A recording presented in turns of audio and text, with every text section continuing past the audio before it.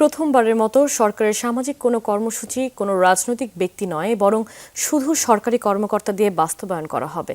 Family card সঠিকভাবে বাস্তবায়ন হচ্ছে কিনা তা প্রতিনিয়ত তদারকি করা হবে।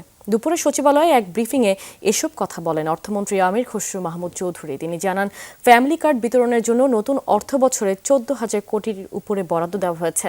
প্রতিটি পরিবার ধাপে ধাপে ফ্যামিলি কার্ড পাবে। ফ্যামিলি কার্ড বাস্তবায়ন নীতিমালা 2026-এর খসড়া চূড়ান্ত করা হয়েছে বলেও জানান তিনি। বলেন, প্রধানমন্ত্রীর অনুমোদন নিয়ে এই খসড়া চূড়ান্ত অনুমোদন দেয়া হবে।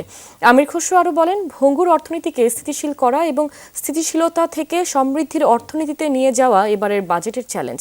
অর্থমন্ত্রী জানান, এবারের বাজেট যাতে সমাজের প্রতিটি মানুষের কাছে পৌঁছায় সে চ্যালেঞ্জ বাস্তবায়নে কাজ করছে সরকার। ফ্যামিলি কার্ডের জন্য বাড়ি বাড়ি গিয়ে তথ্য নেওয়া হচ্ছে বলে জানিয়েছেন সমাজ কল্যাণ মন্ত্রী AZM জাহিদ হোসেন।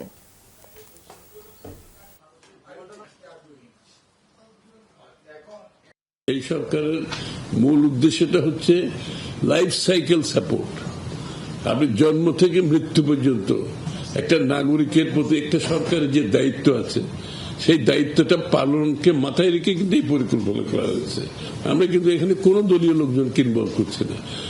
100% সরকারি কর্মকর্তারা যেটা অলরেডি সাকসেসফুলি পাইলট প্রজেক্ট করেছে যারা, তাদেরকে করা হচ্ছে এবং সাথে